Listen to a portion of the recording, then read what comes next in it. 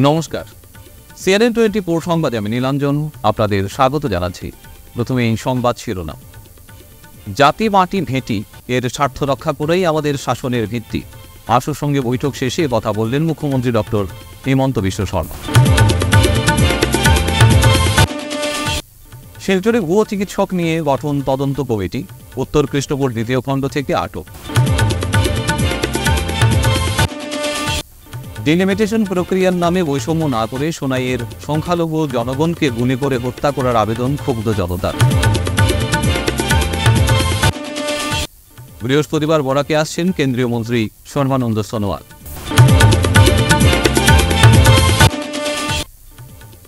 বৃহস্পতিবার শিলচর জেলা বার অ্যাসোসিয়েশনের হাই ভোল্টেজ এজিএম সভাপতি পদে সমিতা সোম ও দুলাল মিত্র। এবারে সংবাদ বিস্তারিত। জাতি মাটি ভেটি এর স্বার্থ রক্ষা করেই আমাদের শাসনের ভিত্তি। মুখ্যমন্ত্রী ডক্টর হিমন্ত বিশ্ব শর্মা কথা বলেছেন। এদিন অসম চুক্তির ক্লজ 6 বাস্তবায়নের বিষয়ে আশুর সাথে বৈঠক অনুষ্ঠিত হয়। বৈঠকের পর মুখ্যমন্ত্রী ডক্টর হিমন্ত বিশ্ব শর্মা সাংবাদিকদের মুখোমুখি হয়ে সবিশেষ তুলে ধরেন। আপোনালোকক আগতে উল্লেখ কৰিছিল যে অসম চুক্তিৰ 6 নম্বৰ দফাৰ ওপৰত ন্যায়াধীশ অৱসৰপ্ৰাপ্ত বিপ্লৱ শৰ্মা ডাঙৰীয়াৰ যিখন প্ৰতিবেদন, সেই প্ৰতিবেদনখনত ৰাজ্য চৰকাৰৰ আওতাত থকা গোটেইকেইটা ৰিকমেণ্ডেশ্যন আমি পালন কৰিব বিচাৰোঁ বা আমি ইমপ্লিমেণ্ট কৰিব বিচাৰোঁ আৰু সেই দিশত আমি সদৌ অসম ছাত্ৰ সন্থাক বিশ্বাসত লৈ আমি আগবাঢ়িব পাৰোঁ।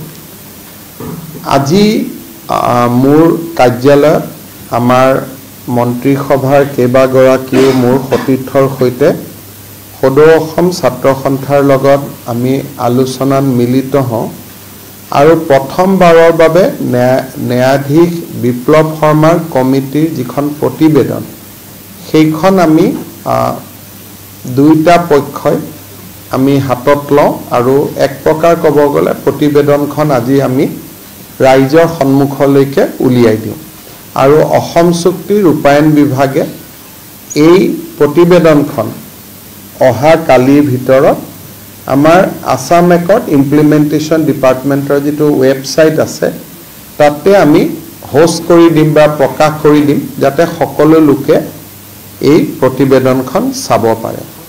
চব মোৰ হাতত যিটো ৰক্ষা কৱচ দিব মই পাৰোঁ, মাটি, ভূমি, ভাষা, সংস্কৃতি, তিনিটা আমি কৰিম বুলি ক'লোঁ। বাকী চাকৰি আৰু এছেম্বলি চিট সেইখিনি কেন্দ্ৰীয় চৰকাৰৰ সেই 15টাত আছে। গতিকে 52টা দি যি কৰিব পাৰোঁ, বিপ্লৱ শৰ্মা কমিটিয়েতো আৰু 52টা ৰিকমেণ্ডেশ্যন এনেই লিখা নাই। তেওঁলোকে ডেফিনেটলি এই ৰিকমেণ্ডেশ্যন কেইটা এইকাৰণেই দিছে যে এইকেইটাই অসমীয়াক সুৰক্ষা দিব। ভুয়ো ডিগ্রি নিয়ে চিকিৎসা চালানোর অভিযোগ উঠল শিলচর থানা এলাকার উত্তর কৃষ্ণপুর দ্বিতীয় খণ্ডের বাসিন্দা রহিমউদ্দিন লস্কর নামে এক ব্যক্তির বিরুদ্ধে। পুলিশ তাকে জিজ্ঞাসাবাদের জন্য আটক করেছে। স্থানীয় একটি পোর্টাল রহিমউদ্দিনের চিকিৎসক সার্টিফিকেট বিক্রি করার অভিযোগ এক সংবাদ প্রকাশ করে। খবর প্রকাশের পরই ওই পোর্টালের অফিসে গিয়ে এডিটর সহ স্টাফকে প্রাণে মারার হুমকি দিয়েছেন বলে অভিযোগ করেন জনৈক কর্মকর্তা। অবশেষে পুলিশ ডেকে আনেন। পুলিশ এসে তাকে আটক করে থানায় নিয়ে যায়। এদিকে কাছাসহ গোটা রাজ্যে জাল চিকিৎসকের ছড়াছড়ি নিয়ে বেশ কিছুদিন ধরে উঠে আসছিল অভিযোগ, যার পরিপ্রেক্ষিতে কাছাড়ে ভুয়ো চিকিৎসকদের বিরুদ্ধে অভিযান শুরু করল জেলা স্বাস্থ্য বিভাগ। মঙ্গলবার সংবাদ মাধ্যমের কাছে খবর সত্যতা নিশ্চিত করেছেন জেলা যুগ্ম স্বাস্থ্য সঞ্চালক ডক্টর আশুতোষ বর্মন।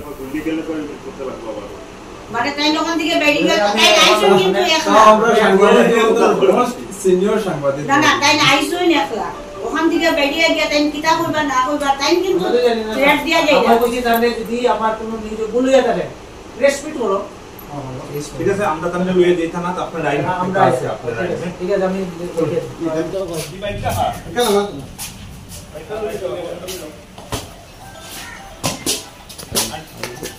কিছু প্রাইভেট করে আর এই ব্যাপারে এই ব্যাপারে আমরা এটাই জানতে চাই যে আমরা অলরেডি রিগার্ডিং দি ফেক ডক্টরস আমরা প্রত্যেক আমরা যে প্রাথমিক স্বাস্থ্যকেন্দ্রে যেগুলো আছে ব্লক স্বাস্থ্যকেন্দ্র যেটাতে আমরা নির্দেশ দিয়েছি যে কোনো জায়গায় যদি কোনো মানে এরকম ফেক ডক্টর যদি থাকে তো ইমিডিয়েট মানে ইনফরমেশন দেওয়া লাগে, যাতে মানে আমরা তৎক্ষণাৎ মানে সেগুলো নিয়ে আমরা অনুসন্ধান করতে পারি। বিভিন্ন কথা যেটা মানে আজকাল বিভিন্ন নিউজ পেপারে যে বা ইয়েতে মিডিয়াতে যে একটা সংবাদটা আইছে যে কোনো জায়গায় মানে এরকম ফেক মানে ডক্টরস বা তারা এনগেজ করা হয়েছে বিভিন্ন নার্সিংহোমে এবং মানে একটা মানে ইনস্টিটিউশন আছে যেখানে মানে এরকম মানে ট্রেনিং দেওয়া ডক্টর সার্টিফিকেট টেকনিশিয়ানসগুলোর সার্টিফিকেট দেওয়া হয়েছে। ওটা নিয়ে অলরেডি আমরা একটা মানে এনকোয়ারি কমিটি একটা গঠন করা হয়েছে এবং এনকোয়ারি কমিটি আজকে থেকে already they have started visiting those মানে ইনস্টিটিউশনস। তো এনকোয়ারি রিপোর্টের উপরে ফার্দার কী স্টেপস হয় ওইটা আমরা এনকোয়ারি রিপোর্ট পাওয়ার পরেই আমরা এটা ব্যবস্থা নেব। অলরেডি স্টার্টেড হোমে যেগুলো নার্সিংহোমগুলোতেও ভিজিট করবো ওটা, including nursing home and training centre. কাছাড়ের সোনাই বিধানসভা কেন্দ্রের ডিলিমিটেশন প্রক্রিয়া নিয়ে স্থানীয় প্রশাসনকে একটি লিখিত অভিযোগ দাখিল করেছিল বৃহত্তর এলাকার জনগণ। এর পরিপ্রেক্ষিতে বুধবার অভিযোগনামার শুনানি প্রক্রিয়ার অংশগ্রহণ করে বিভিন্ন বিষয় প্রশাসনের কাছে তুলে ধরেন স্থানীয়রা। সংবাদ মাধ্যমের সঙ্গে কথা বলতে গিয়ে সোনাইয়ের জনগণ জানান, কমপ্লেন সাবমিট করলাম। আজকে আমরা হিয়ারিংয়ের ডেট আসলো। আমরা ধনেহরি পার্ট 1-এর মানুষ, সোনাবাড়িঘাট জিপির যুগ থেকে আমরা এই সোনাবাড়িঘাট জিপির ছিলাম। কিন্তু দেখা যায় বিগত দিনে যে ডিলিমিটেশন হয়েছে সমগ্র আসামের সাথে, তার সঙ্গে আমাদের সোনাইয়ের সঙ্গে যে বৈষম্যমূলক আচরণ করা হয়েছে, সেটার জন্য আমি আজকে ধিক্কার জানাই যে সোনাইয়ের পপুলেশন বেশি হওয়া সত্ত্বেও এরপরেও জিপিটারে 24 থেকে 18 করা হয়েছে। তার জন্য আমি জেলা প্রশাসনকে ধিক্কার জানাই যে যারা কাজ করেছে এই কাজ এত নিন্দনীয়, যেটার কোনো কথাই প্রকাশ করা যায় না। তার আজকে আমি হিয়ারিংও অ্যাটেন্ড করেছিলাম। আমরা ধনেহরির মানুষ, আমাদের প্রবলেম হয়েছে, আমাদের ধনেহরির পপুলেশন 2001-এর ছিল 2500 সামথিং, কিন্তু দেখা যায় 2024-ও আমরা ভোটার হয়ে গেছে 2500 সামথিং। কিন্তু সেই জায়গায় আমাদেরকে 1.5 গ্রুপ করে দেওয়া হয়েছে, 1900-র মতো ভোটার দিয়ে একটা গ্রুপ করে দেওয়া হয়েছে। কিন্তু ডুগনিপার 4টা গ্রুপ ছিল, 2000 ভোটার ছিল, সেখানে দেওয়া হয়েছে 4টা গ্রুপ। সেই জন্য আমরা আজকে আমার দুবজিতি স্যার মহাশয়ের সঙ্গে আমরা দেখা করে আমাদের কমপ্লেন সাবমিট করেছি। আমাদের কোনো আপত্তি নেই, আমাদের সোনাবাড়িঘাট জিপির দিলেও কোনো অসুবিধা নেই, সাঁতরাগান্ধী জিপির সঙ্গে দিলেও কোনো অসুবিধা নেই। কিন্তু আমাদের যে পপুলেশন প্যাটার্ন যেটা আছে, এটা ঠিক করে আমাদের ধনেহরি পার্ট 1 কমসে কম 3টা গ্রুপ করে দিতে হবে, না হলে আমরা আইনের দ্বারস্থ হইব। আমাদের সোনাই সমষ্টি মাইনরিটি মানুষ গুল্লি করে মারা হোক, আমরা এখানে আজকে মিডিয়ার মাধ্যমে কই, যদি আমাদেরকে সঙ্গে যদি এইসব করা হয়, আমরা ধনেহরির মানুষ, সোনাবাড়িঘাটের মানুষ, আমরা বলছি আমরার সঙ্গে এই সমস্ত আচরণ না করে আমাদেরকে গুলি করে হত্যা করা হোক, আমরা বুক পেতে দিতে বাধ্য আছি। 80 জন পপুলেশন দিয়ে একটা গ্রুপ করা হয়েছে, আবার 2000 পপুলেশন দিয়ে একটা গ্রুপ করা হয়। কে বা কারা? এটা একটা ডেমোক্রেটিক কান্ট্রি, একটা স্বাধীন দেশ, সেটা ভারত একটা ডেমোক্রেটিক কান্ট্রি, এটা সেকুলার দেশও থাকিয়া এইরকম যে বিজেপি সরকারের যে বৈষম্যমূলক আচরণের বিরুদ্ধে আমরা আজকে ধিক্কার জানাই। আর যদি এইটার যদি পুনরায় যদি না হয়, তাহলে আমরা আইনের দ্বারস্থ হইব, আমরা রোজ অবরোধ করবো। গণতান্ত্রিক পদ্ধতিতে যদি আমরা মরতে হয়, যে আমরা মরতেও বাধ্য হইব। এইটা আজকে আমার জেলা শাসকের কাছে অনুরোধ করে আমার বক্তব্য এখানে। কেন্দ্রীয় বন্দর, জাহাজ, জলপথ মন্ত্রী সর্বানন্দ সোনোয়াল বৃহস্পতিবার দুদিনের বরাক সফরে আসছেন। 26 থেকে 27 সেপ্টেম্বর কাছাড় ও করিমগঞ্জ জেলায় বিভিন্ন কার্যসূচি রয়েছে তার। সরকারি সূত্রে জানানো হয়েছে, মন্ত্রী সোনোয়াল 26 সেপ্টেম্বর দুপুর 1:45 শিলচর বিমানবন্দরে পৌঁছে বিকেল 3টে আসাম বিশ্ববিদ্যালয়ে পৌঁছবেন। সেখানে বিকেল 3:30 বিশ্ববিদ্যালয়ের বার্ষিক উৎসবে যোগ দেবেন এবং বিশ্ববিদ্যালয়ের গেস্ট হাউসে রাত্রি যাপন করবেন। পরদিন 27 সেপ্টেম্বর মন্ত্রী সোনোয়াল সকাল 10:30 করিমগঞ্জের উদ্দেশ্যে যাত্রা করবেন। আগামীকাল বৃহস্পতিবার শিলচর জেলা বার অ্যাসোসিয়েশনের হাই ভোল্টেজ এজিএম অনুষ্ঠিত হবে। এবার শিলচর জেলা বার অ্যাসোসিয়েশনের সভাপতি পদে আইনজীবী সমিতা সোম একজন শক্তিশালী ও উচ্চাকাঙ্ক্ষী প্রার্থী।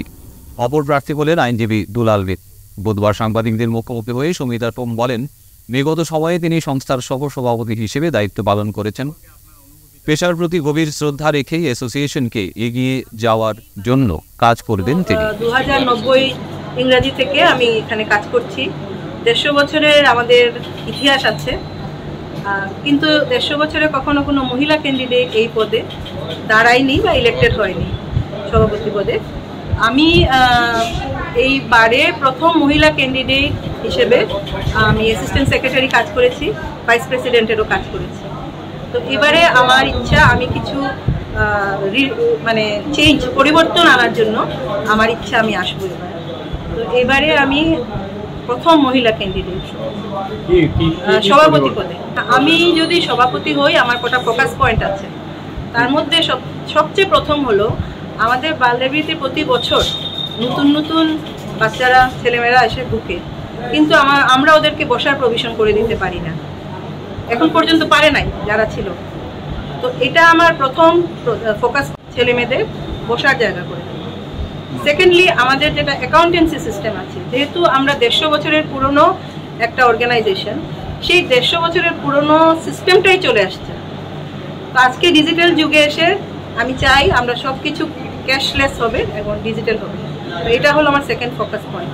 আর থার্ড ফোকাস পয়েন্ট হলো যে কোনো ডিসিশন আমরা নিই ডেমোক্রেটিক্যালি হবে, যাতে আমরা একদম প্রথম ফার্স্ট ইয়ারে যে এসছে তার থেকে আমরা একদম 80 বছরের যে আছে সবার ভয়েসটা যাতে শুনে একটা ডিসিশনে আসতে পারি। তো ডেমোক্রেটিক্যালি আমরা একটা ডিসিশনে আসবো। তো এই ডেমোক্রেটিক্যাল প্রসেসটা আমি চালু করব। মহিলাদের জন্য আমার বিশেষ ফোকাস থাকবে যে আমাদের কর্মক্ষেত্রে, যেহেতু আমরা প্রায় 300 জন মহিলা আছি, কর্মক্ষেত্রে যেমন সেক্সুয়াল হ্যারাসমেন্ট হচ্ছে, এগুলো থেকে যাতে আমরা কনস্টিটিউশনে আমরা একটা প্রোটেকশন দিতে পারি বা প্রভিশন আনতে পারি, ওইটা আমার একটা ফোকাস পয়েন্ট মহিলার জন্য। আরেকটা হলো কি আমরা মহিলারা ইউরিনারি বা টয়লেটের একটা খুব প্রবলেম থাকে, আমরা এইটা আমি চাই যে আমি বেস্ট অপশনস, বেস্ট কি দিতে পারি ওইটা আমি দেবো। এই হলো আমার ফোকাস পয়েন্ট। আমি 1 বছর কাজ করতে চাই, 1 বছরে আমি আশা করি এই কাজগুলো, যদি আমি আসতে পারি এই কাজগুলো। অভয়ারণ্য ইস্যুতে ভুবন পাহাড়ের নির্মীয়মান সড়ক নির্মাণ স্থগিতাদেশ, জনমনে তীব্র প্রতিক্রিয়া। উল্লেখ্য, ভুবন পাহাড় পুরো বরাক উপত্যকা সহ উত্তর পূর্বের তীর্থস্থানগুলির মধ্যে একটি অন্যতম তীর্থস্থান। প্রতি বছর শিবরাত্রিতে এই তীর্থস্থানে লক্ষাধিক ভক্তের ভিড় হয়। রাজ্য সরকার তীর্থযাত্রীদের জন্য ভুবন পাহাড়ে একটি রাস্তা নির্মাণ শুরু করেছিল, কিন্তু এরই মধ্যে রাজস্থানের এক ব্যক্তি রাস্তা নির্মাণ বন্ধ করতে অভয়ারণ্য ইস্যুতে ন্যাশনাল গ্রিন ট্রাইব্যুনালে মামলা করে। মামলার পরিপ্রেক্ষিতে এনজিটি 19 সেপ্টেম্বর রাস্তা নির্মাণ স্থগিত করার রায় দেয়। এনজিটির এই রায়ে স্থানীয়দের মধ্যে তীব্র প্রতিক্রিয়া সৃষ্টি হয়েছে। তাদের একটাই দাবি, ভুবন পাহাড় পর্যন্ত 9 কিলোমিটার রাস্তার কাজ শেষ করতে হবে।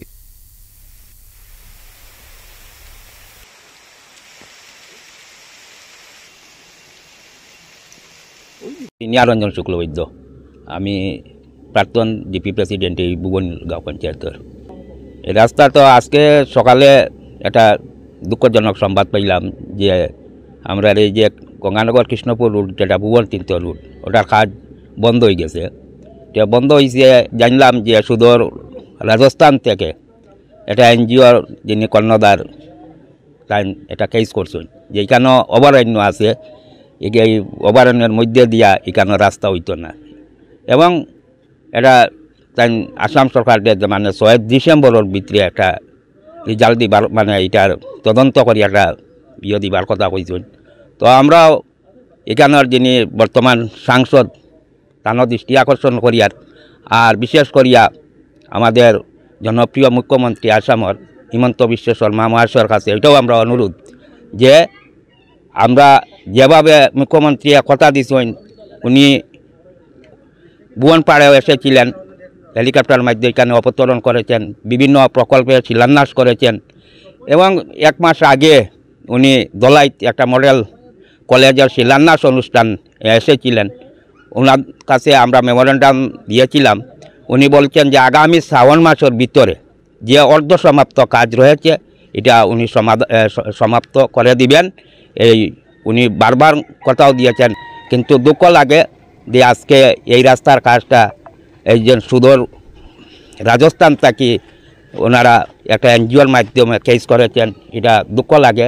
যদি আমরা রাস্তা আমরা আগামী শিবরাত্রি যেটা আমরা আসবে এর ভিতরে যাতে রাস্তার কাজটা সম্পূর্ণ হয়, আর যদি কাজটা আর ওনারা বাধা দেন তাহলে আমরা আস্থা বরাকবলী নর্থ ইস্টের যারা আছি আমরা সবাই সংঘবদ্ধভাবে আমরা সংগ্রাম চালিয়ে যাব।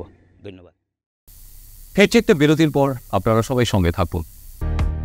Grace well hospital, Meherpur, Silchar. এখানে আপনারা পাবেন ডায়ালিসিস, এন্ডোস্কোপি, সোনোগ্রাফি, ইকোকার্ডিওগ্রাফি, এক্সরের মতো বিশেষ সুবিধে। উন্নত মানের ডাক্তারি পরিষেবার পাশাপাশি পাবেন আইসিইউ, এনআইসিইউ, ইনডোর, আউটডোর এবং যে কোনো রকম সার্জারি অত্যন্ত সুলভ মূল্যে এবং অত্যাধুনিক মানের। গ্রেস ওয়েল হসপিটাল বিভিন্ন ধরনের চিকিৎসা পরিষেবার পাশাপাশি এখানে আপনারা পাবেন বন্ধাত্ব কাটিয়ে মাতৃত্ব এবং পিতৃত্বের আশ্বাস। আপনার সুস্থ জীবনের লক্ষ্যে সর্বদা কাজ করে চলেছে গ্রেস ওয়েল হসপিটালের সদস্যবৃন্দ। ঠিকানা grace well hospital, Meherpur, Silchar 788015। আপনার সুস্থ এবং মঙ্গলময় জীবন কামনা করি আমরা। Grace well hospital. ফিরে এলাম বিরতির পর। রণবীর রায়ের প্রয়াণ বার্ষিকীতে শিলচর প্রেস ক্লাবে বরাক সংসদের অনুষ্ঠানে আলোচনা। 6 সাংবাদিককে পুরস্কার প্রদান করা হয়। এই অঞ্চলে সংবাদপত্র জগতে এক সময়কার বলিষ্ঠ ব্যক্তিত্ব সাংবাদিক সম্পাদক রণবীর রায়ের 21তম প্রয়াণ বার্ষিকী উপলক্ষে বুধবার বিকেল 3:30 বরাক নাগরিক সংসদের উদ্যোগে শিলচর প্রেস ক্লাবে এক আলোচনা সভা অনুষ্ঠিত হয়েছে। এদিন অন্যান্য কর্মসূচির মধ্যে ছিল আলোচনা সভা এবং রণবীর রায় স্মারক সাংবাদিকতা পুরস্কার প্রদান। যে 6 জন সাংবাদিককে পুরস্কৃত করা হয়েছে তারা হলেন সঞ্জীব কুমার সিং, দীপন কুমার দাস, মৃদুলা ভট্টাচার্য, বিদ্যুৎ কুমার দাস, সাবির আহমেদ মজুমদার, রানু দত্ত। আজ আমাদের কাছে অত্যন্ত হৃদয় বিদারক একটি দিন, কারণ এ দিনেই আমরা হারিয়েছিলাম এ অঞ্চলের সংবাদপত্র জগতের বলিষ্ঠ ব্যক্তিত্ব সমাজকর্মী রণবীর রায়কে। 2003 খ্রিস্টাব্দের মহালয়ার বুড়ে তাকে হত্যা করা হয়েছিল এবং আজ শিলচর প্রেস ক্লাবে বরাক নাগরিক সংসদের উদ্যোগে আমরা তার স্মৃতির উদ্দেশ্যে আমাদের বিনম্র প্রণতি নিবেদন করেছি এবং কর্মসূচির মধ্যে রয়েছে অত্যন্ত গুরুত্বপূর্ণ আলোচনা, রাজনৈতিক সামাজিক চেতনা, বরাক উপত্যকার উত্তরাধিকার। এই বিষয়টিকে রণবীর রায় সবচেয়ে বেশি গুরুত্ব দিতেন। এই বিষয়ে বিস্তৃতভাবে আলোচনা হয়েছে এবং একথা উঠে এসেছে যে রাজনৈতিক সামাজিক যে উত্তরাধিকার আমরা বহন করে চলেছি, বর্তমানে এবং ভবিষ্যতে আমাদেরকে আরও অনেক গুরুদায়িত্ব পালন করতে হবে, না হলে কিন্তু বরাক উপত্যকা অস্তিত্বের সংকটে পড়বে। আজকের এই অনুষ্ঠানে এ অঞ্চলের 6 সাংবাদিককে রণবীর রায় স্মারক সাংবাদিকতা পুরস্কার প্রদান করা হয়েছে। আজকের যে অনুষ্ঠান, সেই অনুষ্ঠানে আমরা অত্যন্ত বেদনার সঙ্গে উল্লেখ করেছি যে রণবীর রায় হত্যাকাণ্ডের 21টি বছর পেরিয়ে গেলেও আজ পর্যন্ত সুবিচার হয়নি। বিচারের বাণী নীরবে নিভৃতে কাটছে। এক সময় রাজ্যের মুখ্যমন্ত্রী, তখনকার মুখ্যমন্ত্রী, তিনি ঘোষণা করেছিলেন যে রণবীর রায় হত্যাকাণ্ডের সিবিআই তদন্ত হবে, কিন্তু সেই ফাইল কিন্তু চাপা পড়ে গিয়েছে। সিআইডি তদন্ত, সেই ফাইলও কিন্তু আজ পর্যন্ত সেটি প্রকাশ্যে আসেনি। এই অবস্থায় আমরা আবারও শিলচর প্রেস ক্লাবে আজকের এই অনুষ্ঠান থেকে এই বার্তা দিতে চাই যে দেরিতে হলেও যেন রণবীর রায়ের পরিবার, তার সহধর্মিণী অনিতা রায়, তার কন্যা বাসবী রায়, তার আরেক কন্যা রূপা রায়, তারা যেন সুবিচার পান, না হলে কিন্তু ইতিহাসে সেটা একটি কলঙ্কিত অধ্যায় হিসেবে চিহ্নিত হয়ে থাকবে। শিলচর চেনপুরি নেতাজি পল্লীতে ভয়ঙ্কর চুরিকাণ্ড ঘটনা সংঘটিত হয়েছে। মঙ্গলবার রাতে ঘুমন্ত অবস্থায় মহিলার গলা থেকে 2 ভরি স্বর্ণের চেইন হাতিয়ে নিয়ে যায় চোর। মামলা থানায়।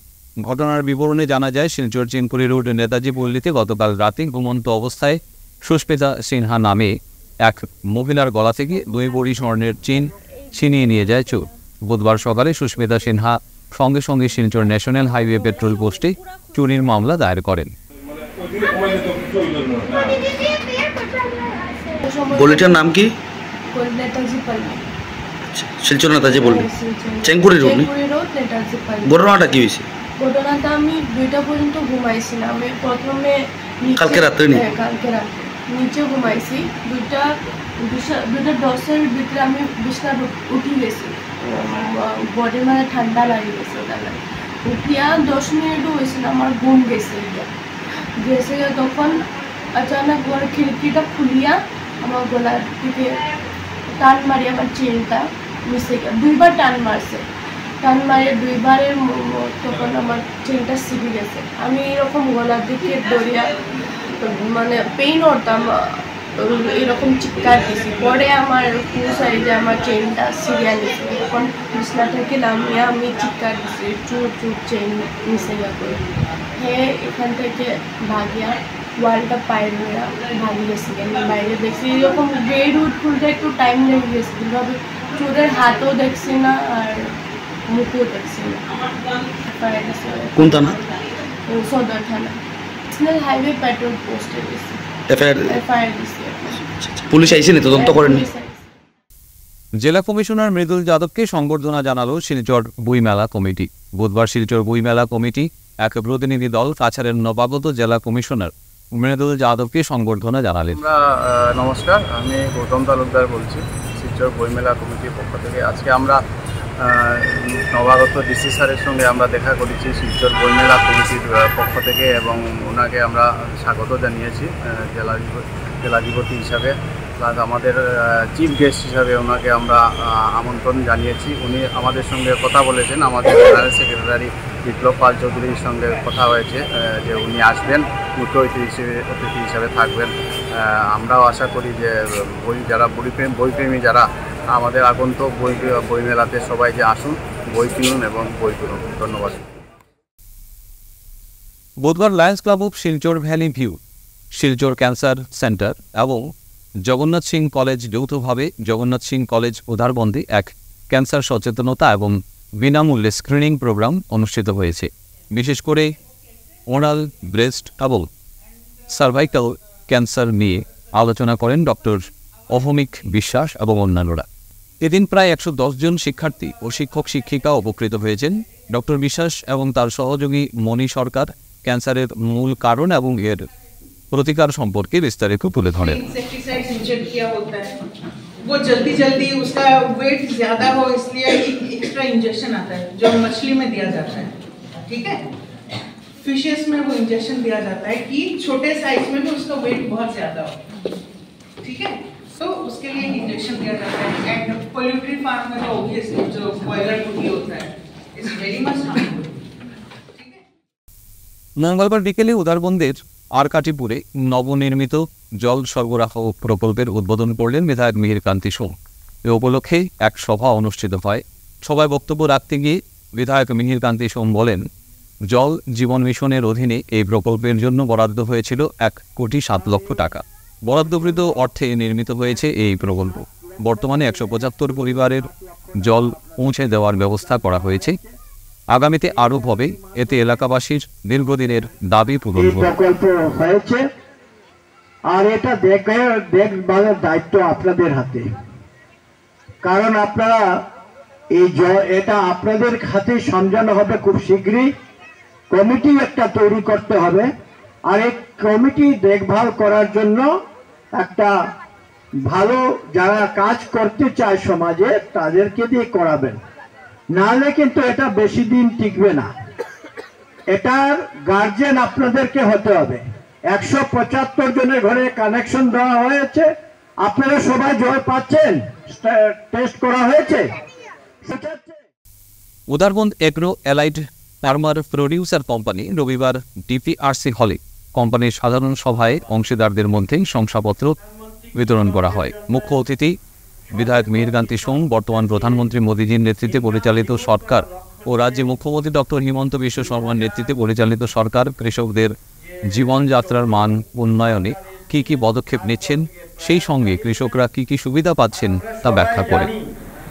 আমরা আগেও শুনেছি জয় জওয়ান জয় কিষান, আর এইগুলোর জন্য বিভিন্ন এনজিও কাজে লাগানো হয়েছে, কোঅপারেটিভ সোসাইটির মাধ্যমে করা হয়েছে। কৃষকদেরকে সাবসিডি ওয়েজ অধিক সাবসিডি দিয়ে এই কাজ করার প্রয়াস চালানো হচ্ছে। আর এটা একটা আপনারা জ্বলন্ত উদাহরণ। এই উদাহরণে ফার্মাররা রয়েছেন অনেক সক্রিয়। অনেক গত কিস্তিতে যখন আমরা মিটিং করেছিলাম আমরা দেখেছিলাম এই যে এক কৃষক অনেক বেশি প্রোডাকশন করছেন, আর আমাদের উদাহরণ থেকে বাজারে শিলচরও যাচ্ছে।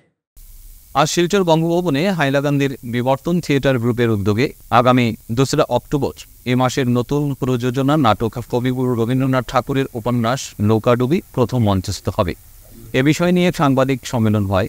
এই সাংবাদিক সম্মেলনে নাট্য নির্দেশক সায়ন বিশ্বাস, নাট্যকার শান্তনু সেনগুপ্ত, সম্পাদনা সহযোগী কল্পিতা দেব প্রমুখ উপস্থিত ছিলেন।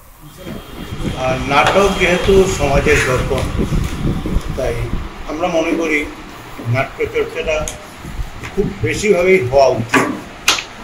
কিন্তু সমস্যাটা অন্য জায়গায়, মূলত আর্থিক সমস্যা। কারণ শিলচরে যারা নাটক করেন, যেসব সংগঠন আছেন, মোটামুটি পেশাদারিত্ব এখানে খুব একটা নেই, সবই অপেশাদার পরিকাঠামোয় এরা দীর্ঘদিন থেকে নাট্যচর্চা করে যাচ্ছেন। সাম্প্রতিক যে অডিটোরিয়ামগুলির যে রেট হয়েছে শিলচরে, তাতে এইসব সংগঠনের পক্ষে অডিটোরিয়াম বুক করে নাটক করা এটা খুব কষ্টের, সেটা আমরা উপলব্ধি করছি। তখন আমরা দু একটা মিটিংয়ে এটা নিয়ে আলোচনা করি। যেহেতু আমাদের বঙ্গ সাহিত্যের একটা পরিকাঠামো আছে, আমাদের অডিটোরিয়াম আছে, সব কিছুই আছে, তো আমরা একটা ডিসকাউন্ট দিয়ে, একটা ছাড় দিয়ে আমরা সংগঠনগুলোকে আমন্ত্রণ জানাই যে আমরা বঙ্গভবনে এ মাসের নাটক করব, এবং তোমরা যদি উৎসাহী থাকো প্রতি মাসে তোমরা নাটক করো। এখানে বুকিংয়ের ক্ষেত্রে আমরা একটা ছাড় দিয়ে দিই। কিন্তু তারপর সংগঠন এবং যারা নাট্যমোদী আছেন শহরে, তারা বারবার আমাদেরকে প্রশ্ন করছিলেন, তোমরা কি নাটক করবে, নাটক করবে না? আমরা তো নাটক চর্চা করছি, নাটক করতে চাই। তাই আমরা আবার 2023-এর ডিসেম্বর থেকে শুরু করি বঙ্গভবনে এই মাসের নাটক, এবং সবার সহযোগিতায়, শুধু সংগঠনগুলোর বলবো না, প্রচার মাধ্যম, যারা দর্শক আছেন, সবার সহযোগিতায় আমি মনে করি এই অনুষ্ঠানটি ইতিমধ্যে প্রচণ্ড জনপ্রিয়তা পেয়েছে শিলচর শহরে, এবং সবার সহযোগিতা এটি আগামী দিনেও চলতে থাকবে। এবারে আসছি খেলার খবরে। আর শিলচর এসএমদেব স্টেডিয়ামে পিজি গ্রুপের উদ্যোগে Prafullachandra Banik memorial super division league cum knockout prize money football চ্যাম্পিয়নশিপে ইন্ডিয়া ক্লাবের সাথে টাউন ক্লাবের খেলা হয়। এই খেলাতে টাউন ক্লাবকে 3-0 বলে হারিয়ে ইন্ডিয়া ক্লাব জয়ী হয়।